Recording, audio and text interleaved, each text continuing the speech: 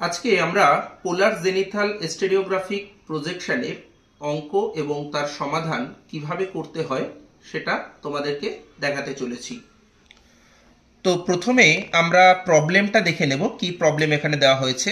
এখানে আছে একটি পোলার জেনিথাল স্টেরিওগ্রাফিক প্রজেকশন অঙ্কন করো যার অক্ষাংশগত বিস্তার 90 ডিগ্রি দক্ষিণ থেকে 50 ডিগ্রি দক্ষিণ এবং দ্রাঘিমাগত বিস্তার 180 ডিগ্রি পশ্চিম থেকে 180 ডিগ্রি পূর্ব। অক্ষাংশ এবং দ্রাঘিমাংশগত ব্যবধান বলা হয়েছে 15 ডিগ্রি এবং আরএফ অর্থাৎ স্কেল বলা হয়েছে 1:75 দেন 6টা শূন্য। তো এই প্রবলেমটা আমরা করব কতগুলো স্টেপের মাধ্যমে। প্রথমে আমরা করব স্টেপ 1। স্টেপ 1-এ কি করব আমরা স্টেপ 1-এ করব সৃজনী ভূগোলকের ব্যাসার্ধ বের করব। পৃথিবীর প্রকৃত ব্যাসার্ধ হবে এবং নিচে হবে আরএফ এর হর। তো পৃথিবীর প্রকৃত ব্যাসার্ধ কত আছে? 640000000 সেমি, অর্থাৎ 640-এর পরে 6টা শূন্য। আর আরএফ এর হর কোনটা? আরএফ এর যে পরের অংশটা থাকে সেটা, অর্থাৎ 75-এর পরে 6টা শূন্য। এটা কাটাকাটি করলে হচ্ছে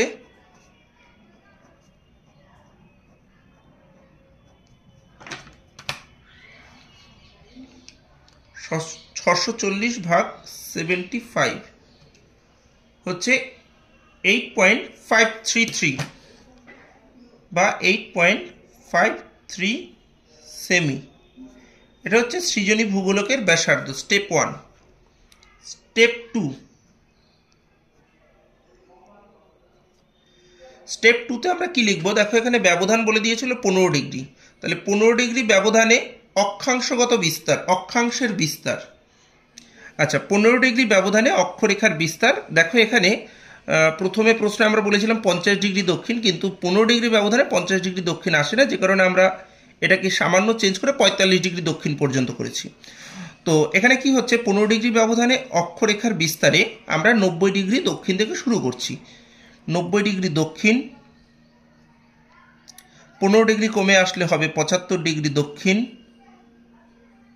তারপরে আসবে 60 ডিগ্রি দক্ষিণ, তারপর আসবে 45 ডিগ্রি দক্ষিণ। অ্যাকচুয়ালি 15 ডিগ্রি ব্যবধানে যেহেতু 50 ডিগ্রি আসে না, তার জন্য এটাকে আমরা একটু চেঞ্জ করে নিয়েছি। অ্যাকচুয়ালি কোশ্চেনটা করার সময় এটা ভাবা হয়নি, তাই এটাকে 45 ডিগ্রি করে নেওয়া হয়েছে। তো কোশ্চেনটা এখন কিন্তু অক্ষাংশগত বিস্তার বলা হয়েছে 90 ডিগ্রি দক্ষিণ থেকে 45 ডিগ্রি দক্ষিণ। আচ্ছা, তো এই গেল হচ্ছে আমাদের 15 ডিগ্রি ব্যবধানে অক্ষরেখার বিস্তার। স্টেপ 3। একইভাবে আমরা করব 15 ডিগ্রি ব্যবধানে দ্রাঘিমা রেখার বিস্তার। আচ্ছা, দ্রাঘিমা রেখার বিস্তার শুরু হচ্ছে আমাদের 180 ডিগ্রি পশ্চিম থেকে 180 ডিগ্রি পূর্ব, অর্থাৎ টোটাল পৃথিবীটাকে কিন্তু এখানে কভার আপ করা হচ্ছে। তো সেক্ষেত্রে আমরা কিভাবে লিখবো? আমরা দেখো 180 ডিগ্রি পূর্ব আর পশ্চিম সেম আছে, তো আমরা 180 ডিগ্রি থেকেই শুরু করছি। 180 ডিগ্রি কমা দিয়ে আমরা 15 ডিগ্রি যদি আমরা পশ্চিম দিকে যাই, তাহলে এর পরে হবে হচ্ছে 165 ডিগ্রি পশ্চিম, তারপরে হবে আমাদের 150 ডিগ্রি পশ্চিম। এরপরে দেখো প্রতি 15 ডিগ্রি করে পশ্চিম দিকে কমতে কমতে কমতে কমতে কমতে কমতে এটা এক সময় কিন্তু চলে আসবে 0 ডিগ্রিতে। যেই 0 ডিগ্রিরও কিন্তু পূর্ব পশ্চিম হয় না। তোমরা এখানে চাইলে পরপর 15 ডিগ্রি পরপর যে মানগুলো হয় লিখতে পারো। এখানে আমি সময়ের সুবিধার্থে ডট ডট দিয়ে দিলাম। তো 0 ডিগ্রির পরে আবার চলে আসবে, আমরা কিন্তু পূর্ব গোলার্ধে পৌঁছে যাব।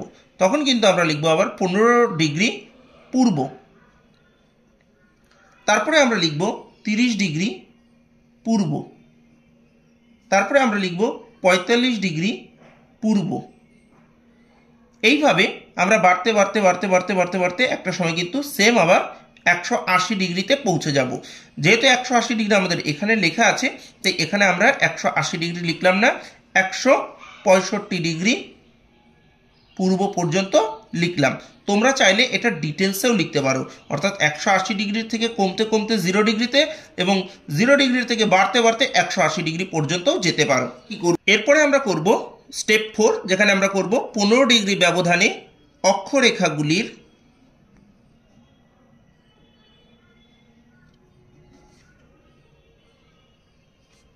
ব্যাসার্ধ নির্ণয়।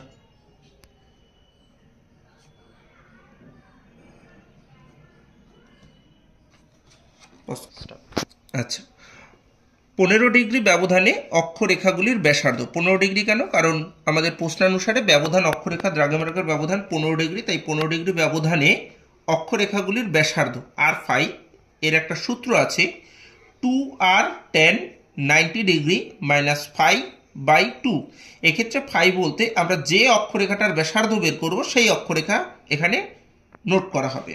এবার এই যে ভ্যালুগুলো, কারণ এক্ষেত্রে কি হচ্ছে, প্রত্যেকটা অক্ষরেখা, এখানে অক্ষরেখা বলতে 0 ডিগ্রি আছে, 75 ডিগ্রি আছে, 60 ডিগ্রি আছে, 45 ডিগ্রি, এই প্রত্যেকটা অক্ষরেখার ব্যাসার্ধ কত হবে কেন্দ্র থেকে, অর্থাৎ দুটো মেরু থেকে, এক্ষেত্রে দক্ষিণ মেরু যেহেতু বলেছে, দক্ষিণ মেরু থেকে এই অক্ষরেখাগুলোর ব্যাসার্ধ কত হবে সেটা বের করতে হবে। আর সেটা বের করতে আমাদের এরকম একটা বক্স করতে হবে।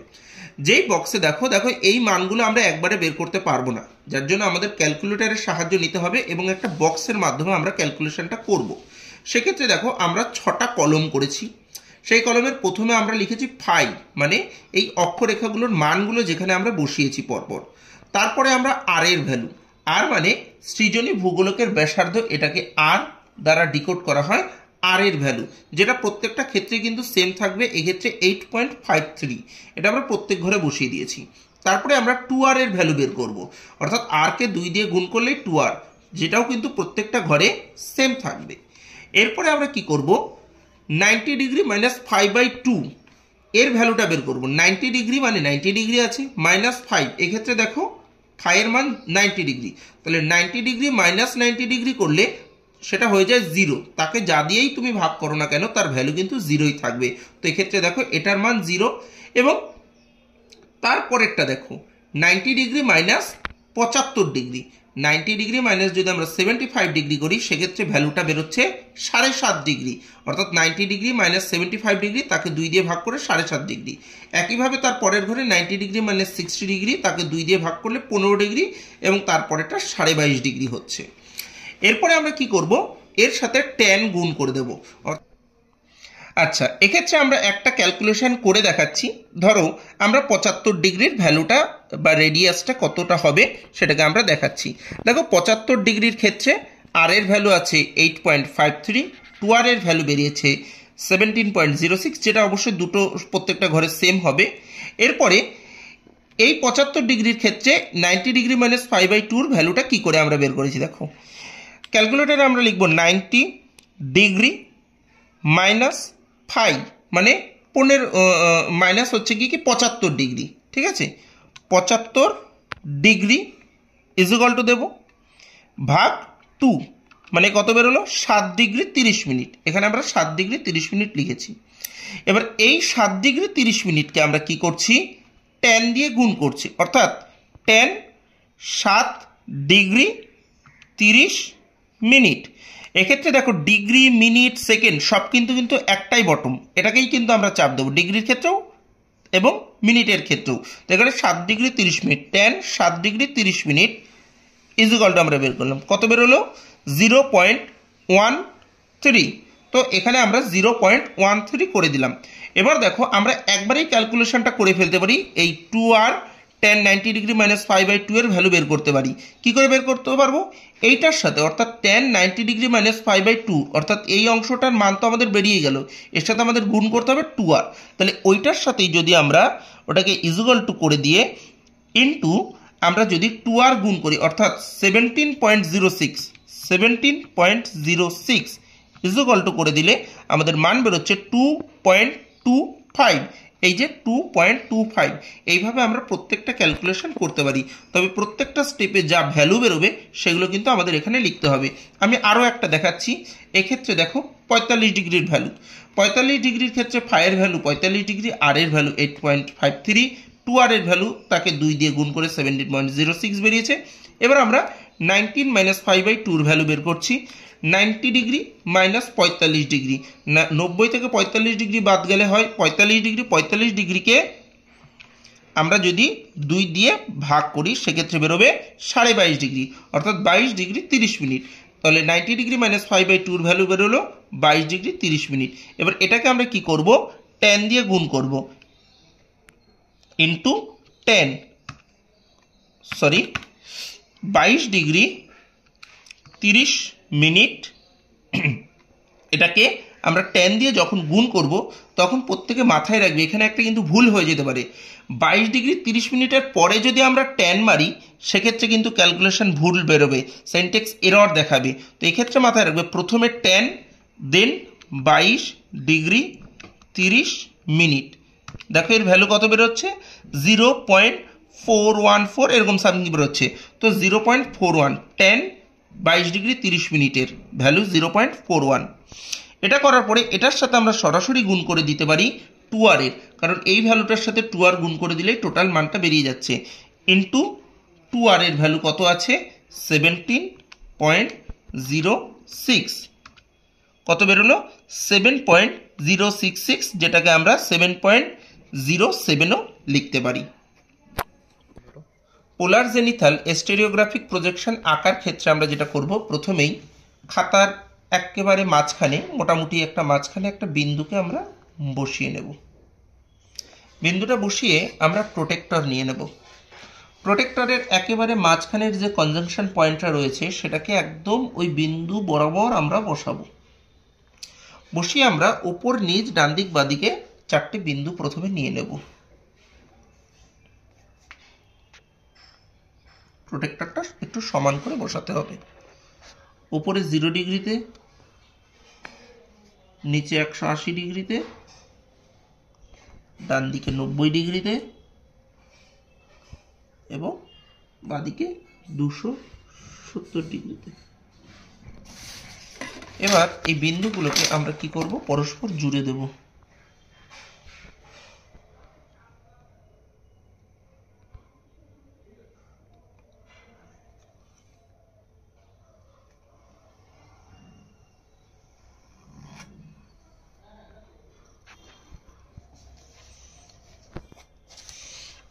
এবার এই যে কনজাংশন পয়েন্টটা হলো, ওখানে আমরা প্রোটেক্টরের কাজ পরে করছি। আগে আমরা যে অক্ষরেখাগুলো আছে সেই অক্ষরেখাগুলো আমরা পরপর করে নিই। দেখো এই ক্যালকুলেশন টেবিল অনুসারে টোটাল কাজটা হবে। যেখানে দেখতে পাচ্ছ 90 ডিগ্রির রেডিয়াস 0 আছে, ব্যাসার্ধ 0 আছে, তাই এটা আর আলাদা করে করার কিছু নেই। 75 ডিগ্রির ক্ষেত্রে বেরিয়েছে 2.25। তাহলে আমরা কি করব, স্কেল দিয়ে 2.25 মাপটা নেব। 2.25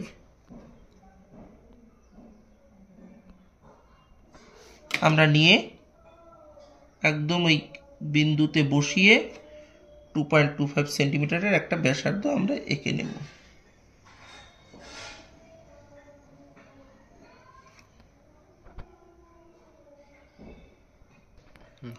তো আমরা এই মাঝখান থেকে কনজাংশন বিন্দু থেকে আমরা পরপর যে রেডিয়াস গুলো বেরিয়েছিল সেই রেডিয়াস অনুসারে আমরা বৃত্তচাপগুলো অর্থাৎ বৃত্তগুলো এঁকে নিয়েছি।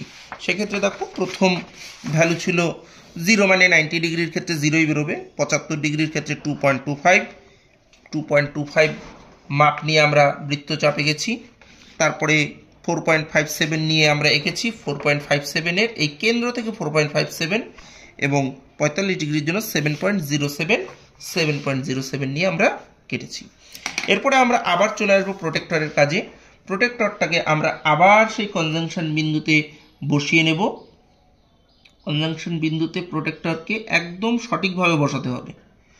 বসিয়ে নিয়ে যেহেতু আমাদের বিস্তার বলেছে 15 ডিগ্রি করে, তাই আমরা 15 ডিগ্রি পরপর সব বিন্দুগুলো আমরা দিয়ে নেব।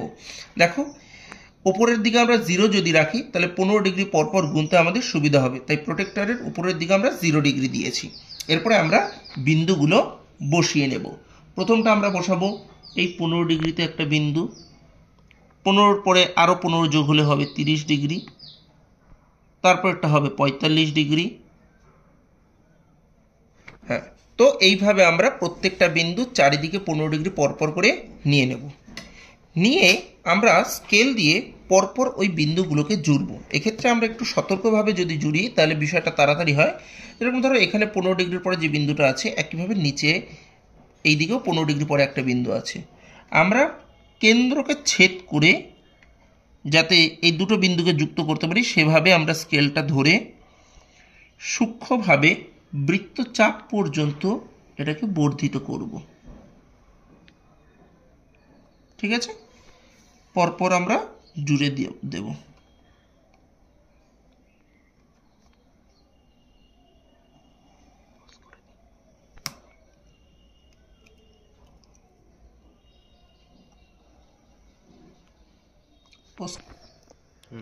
তো এইভাবে আমরা প্রত্যেকটা বিন্দুকে বৃত্তচাপ পর্যন্ত বর্ধিত করে যে এক্সট্রা অংশগুলো রয়েছে সেই অংশগুলোকে আমরা কি করব, মুছে দেব। তো এবার আমরা লিখে দিয়েছি অক্ষাংশ এবং দ্রাঘিমাংশগত মানগুলো। যখন আমাদের দক্ষিণ গোলার্ধের মানে পোলার জেনিথাল স্টেরিওগ্রাফিক প্রজেকশনে দক্ষিণ গোলার্ধের কোনো একটা অংশকে আঁকতে বলবে, তখন অবশ্যই মাথায় রাখতে হবে 0 ডিগ্রির মানটা সবসময় উপর দিকে যাবে এবং নিচের দিকে 180 ডিগ্রির মান হবে। তবে এটা যদি উত্তর গোলার্ধ আঁকতে দিত তো সেক্ষেত্রে কিন্তু ওপরে আমরা 180 ডিগ্রির মানটা লিখতাম এবং নিচের দিকে কিন্তু 0 ডিগ্রি। তো যাই হোক, এক্ষেত্রে আমাদের দক্ষিণ গোলার্ধ বলেছে, তাই ওপরে 0 ডিগ্রি, তারপরে 15 ডিগ্রি ব্যবধানে 15 ডিগ্রি, 30 ডিগ্রি, 45 ডিগ্রি করে গেছে। এবং অক্ষাংশগত মানগুলো আমরা কিভাবে লিখেছি দেখো, একেবারে কেন্দ্রবিন্দুটা অলওয়েজ 90 ডিগ্রি। এটা যেহেতু দক্ষিণ গোলার্ধ বলেছে তাই 90 ডিগ্রি দক্ষিণ। এটা যদি উত্তর গোলার্ধ হতো তাহলে এটাকে আমরা লিখতাম 90 ডিগ্রি উত্তর। দেন কেন্দ্র থেকে বাইরের দিকে যত যাবে তত অক্ষাংশগত মানের মান কমতে থাকে। তো 15 ডিগ্রি ব্যবধানে 75 ডিগ্রি দক্ষিণ, 60 ডিগ্রি দক্ষিণ, 45 ডিগ্রি দক্ষিণ, এভাবে টোটাল বিষয়টাকে দেখানো হয়েছে। তো এই হচ্ছে কি প্রজেকশনের কমপ্লিট কাজ, যেখানে আমরা দেখো এই পূর্ব দিকের এই 0 ডিগ্রির ডান দিকের টোটাল গোলার্ধটাই পূর্ব গোলার্ধ, যেটা আমরা পাশাপাশি আর ওই পূর্ব না লিখে একবারে ইস্টার্ন হেমিস্ফিয়ার বা পূর্ব গোলার্ধও তোমরা লিখতে পারো। একইভাবে বাঁ দিকে ওয়েস্টার্ন হেমিস্ফিয়ার বা পশ্চিম গোলার্ধ বাংলাতেও তোমরা লিখতে পারো। ওপরে হেডিং হয়েছে পোলার জেনিথাল স্টেরিওগ্রাফিক প্রজেকশন এবং আরএফ লেখা হয়েছে, যেটা এটার আরএফ ছিল 1:75 উপরে 6টা শূন্য, সেটা লেখা হয়েছে। এবং এটা হচ্ছে টোটাল কাজটা, যেখানে আমরা টোটাল কাজটা 15 ডিগ্রি ব্যবধানে করেছিলাম। অক্ষাংশগত বিস্তার 90 ডিগ্রি দক্ষিণ থেকে 45 ডিগ্রি দক্ষিণ করা হয়েছিল 15 ডিগ্রি ব্যবধানে, এবং দ্রাঘিমাগত বিস্তার 180 ডিগ্রি পশ্চিম থেকে 180 ডিগ্রি পূর্ব পর্যন্ত। এই হলো টোটাল কাজ। টোটাল কাজের প্রত্যেকটা বিষয়বস্তু ভিডিওতে খুঁটিয়ে বলা হয়েছে। আশা করি টোটাল ভিডিওটি তোমরা যদি দেখে থাকো একদম আমাদের ক্যালকুলেশন থেকে, ক্যালকুলেশন স্টেপ 4টে স্টেপের মাধ্যমে স্টেপ 1, স্টেপ 2, স্টেপ 3 এবং স্টেপ 4, স্টেপ 4-এর যে ক্যালকুলেশন টেবিল রয়েছে এই টোটালটার মাধ্যমে আমরা যে আঁকাটা কমপ্লিট করেছি, এই টোটাল বিষয়বস্তুটা দেখলে আশা করি তোমাদের কাছে পোলার জেনিথাল স্টেরিওগ্রাফিক প্রজেকশন ক্যালকুলেশন করা এবং ড্রয়িং করা বিষয়টা অনেক বেশি সহজ হবে।